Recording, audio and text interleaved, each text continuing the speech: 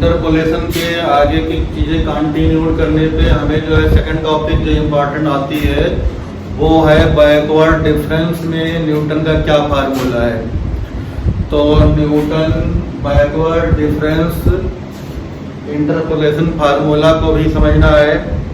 अब सबसे पहले ये क्वेश्चन क्रिएट होता है, क्या दिए हुए क्वेश्चन को हम लोग फॉरवर्ड डिफरेंस इंटरपोलेशन मेथड से निकालें या बैकवर्ड डिफरेंस इंटरपोलेशन मेथड से निकालें या कोई और जो सिखाएंगे उससे निकालें। तो इसके लिए कोई हार्ड एंड फिक्स रूल नहीं है।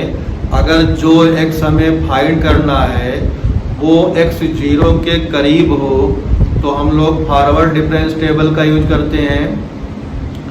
अगर वही x जो xn मतलब लास्ट वाले डिजिट के करीब होता है तो हम लोग बैकवर्ड डिफरेंस टेबल से निकालते हैं। किसी एक ही क्वेश्चन को दोनों मेथड से कर सकते हो, आंसर वही आएगा, बट नंबर ऑफ टर्म्स या नंबर ऑफ स्टेप कम ज़्यादा हो सकते हैं। It is convenient to find the required x if it is near to x0 then use forward difference table. If it is near to last value that is xn then use backward difference table. दोनों से question हो सकता है, दोनों में वही process लगेगी। Table कैसे बनाई जाती है वो भी सीखेंगे, पीछे भी सीख चुके हैं, बस टेबुलेशन करना बाकी है। एक ही क्वेश्चन को दोनों फॉर्मेट से सॉल्व भी कर सकते हैं। हो सकता है कोई क्वेश्चन हम दोनों मेथड से सॉल्व करके दिखा भी दें, ठीक। और जो नेक्स्ट आएगा वो अगर हमारे पास रिक्वायर्ड x की वैल्यू बीच में है तो दूसरे मेथड से करेंगे, या पर्टिकुलर क्वेश्चन में दिया होगा तो करेंगे। अब हमारे पास जो है जैसे एक वैल्यू दी गई है x की और y की, यहाँ मान लेते हैं x0 y0 x1 y1 x2 y2 x3 y3 dash dash dash xn dash dash yn। हमने इसलिए लिख दिया क्योंकि इसमें जो होता है लास्ट वाला लिया जाता है। तो अभी हम क्वेश्चन जब करेंगे या उसकी टेबल बनाएंगे उसमें जो है इनको कोई दिए गए क्वेश्चन में लास्ट नंबर को यानी मान लेंगे। तो इस तरह से हमारे पास कोई दो डेटा की टेबल दी गई होगी, तो इन्हीं टेबलों में हमारे पास जो है सारी चीज़ें जो है देखनी होगी। अब जो इसका फार्मूला बनता है, पहले हम लोग फार्मूला लगाने। फार्मूला के लिए हमारे पास जो है अब इसमें जो है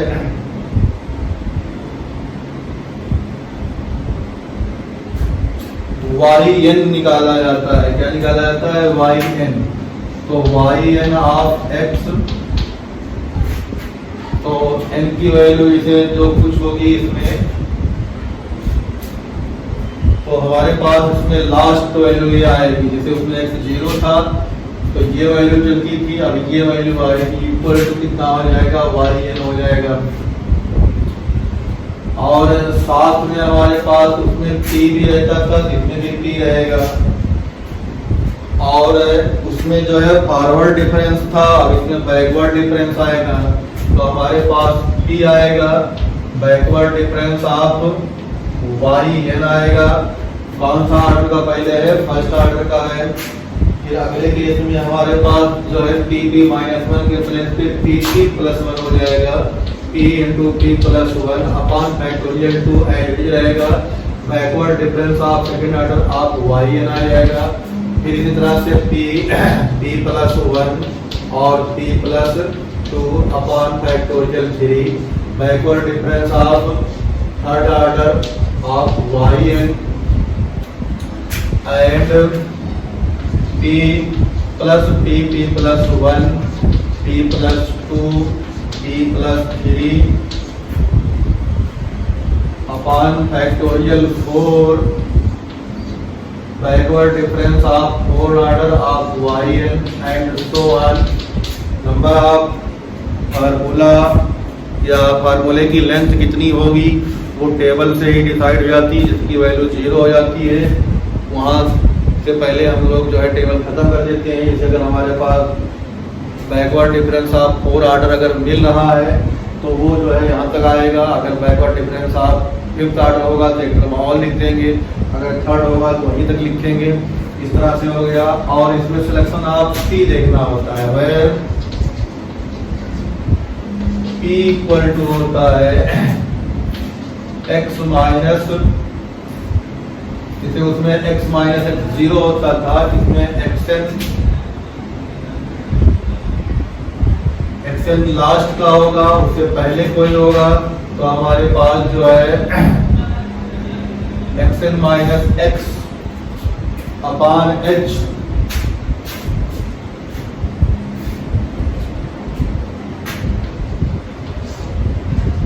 इस तरह से हमारे पास निकल के आएगा। इम्प्लाई करेगा x equal to p plus h xn की वैल्यू जो होगी यहां से निकल के आएगी। ये हमारे पास जो है वैल्यूज ऑफ xn है और ये वैल्यूज ऑफ yn है जो फार्मूले में लगेगा। और बाकी backward difference of first order, backward difference of second order, backward difference of third order and fourth order table से निकल के आएगा। तो ये हमारे पास फार्मूला है। अब जो है formation of backward difference table हमें देखनी है, तो ये चीज हम लोग इसको हटा सकते हैं और फार्मूले को भी जो है रिड्यूस कर सकते हैं। तो formation of backward difference table,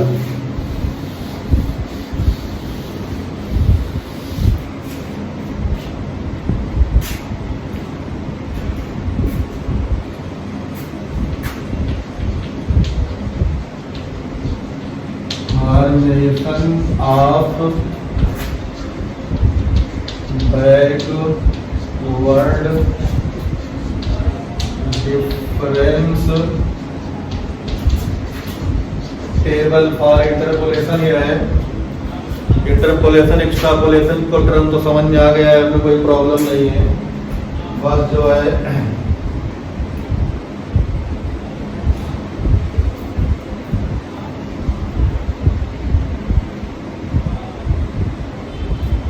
अब हमारे पास जो है इसमें चार वैल्यूज ले लेंगे, x y x0 x1 x2 x3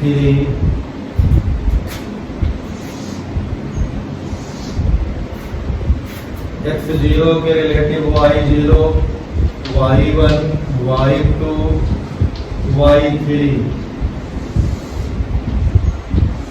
ये हमारे पास यहाँ xn होगा और ये yn होगा। अगर हम लोग 3 तक लेते हैं जिसकी वैल्यू इस तरह से हो जाएगी। अब हम लोग जो है बैकवर्ड डिफरेंस टेबल में नीचे से शुरू करते हैं, ऊपर खाली होता रहता है। तो यहाँ से ये टेबल आएगी, तो यहाँ पे फर्स्ट बैकवर्ड डिफरेंस यहाँ जो आएगा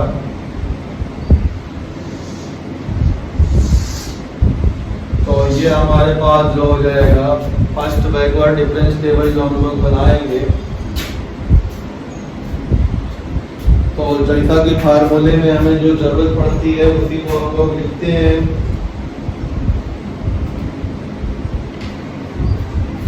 तो यहाँ से हमारे पास जो है जो पहली वैल्यू आएगी वो आ जाएगी backward difference table of first order y3। तो y3 इक्वल टू हो जाएगा y3 minus y2। First backward operator, first backward difference of y2 की जो वैल्यू आएगी वो हो जाएगी y2 माइनस y1। फिर first backward table of y1 difference of y1 जो बनेगा ये वैल्यू हो जाएगी y1 माइनस y0। तो ये 3 वैल्यू निकल के आई। अगर हम लोग बैकवर्ड डिफरेंस ऑफ वाई 0 निकालेंगे तो उसमें माइनस क्या करेंगे, है ही नहीं है। अब आगे निकालेंगे backward difference of second order of y, तो हमारे पास यहाँ से जो बन के आएगा वो हो जाएगा, फिर नीचे से ही शुरू होता है backward difference of second order of y 3 equal to हमारे पास क्या मिलेगा, backward difference of second order of y 3 minus backward difference of second order of y 2। इसी तरह से backward difference of second order, ये तो पहले ऑर्डर का हमारे पास में आएगा ना, तो backward difference of second order of y 2 equal to हो जाएगा backward difference of first order of y 2 minus backward difference of order of 1 y 1। तो ये वैल्यू हमारे पास यहाँ से आ गई। अब जो है हम लोग थर्ड ऑर्डर का निकालेंगे, backward difference of third order of y निकालेंगे। तो अब हमारे पास इसके सामने आएगा third order backward difference of y 3 equal to कितना हो जाएगा,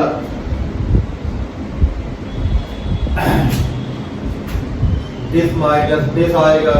तो हमारे पास second order backward difference of y 3 minus second order backward difference of y 2, ये 3 है, ये वाई 2 है। अब एक वैल्यू हमारे पास आई। अब यहाँ देखो हमारे पास क्वेश्चन में इसकी जरूरत होती है, इसकी जरूरत होती है, इसकी जरूरत होती है, इसकी जरूरत होती है, यही सब जरूरत पड़ेंगे, ऊपर हमारे पास घटता जाएगा। इसे और सिंपलाइज करेंगे तो हम लोग जो है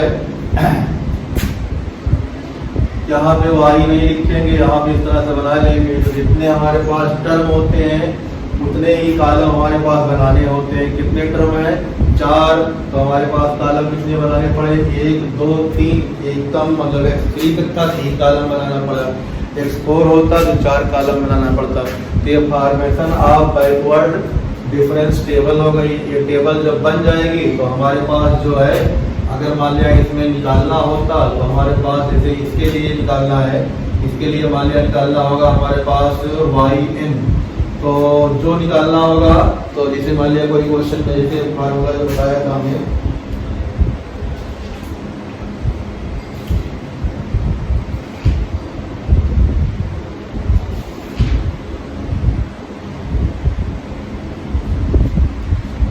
तो यहाँ पे हमारे पास yn जो निकल के आता वो उसमें सारी वैल्यू नीचे वाली लिखनी पड़ती।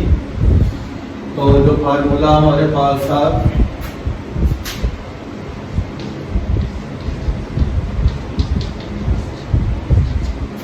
yn plus p backward difference of yn plus p into p plus 1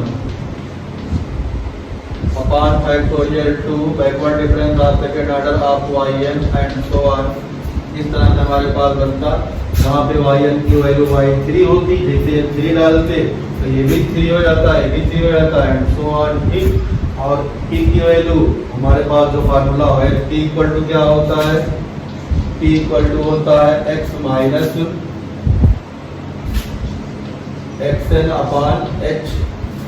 तो x इक्वल टू हो जाएगा xn प्लस p h। तो इस तरह से हम लोग जो है फॉरवर्ड के बाद बैकवर्ड डिफरेंस टेबल इंटरपोलेशन में कैसे यूज करेंगे वो यहाँ आ गया। अब इसके ऊपर क्वेश्चन नेक्स्ट में देखेंगे।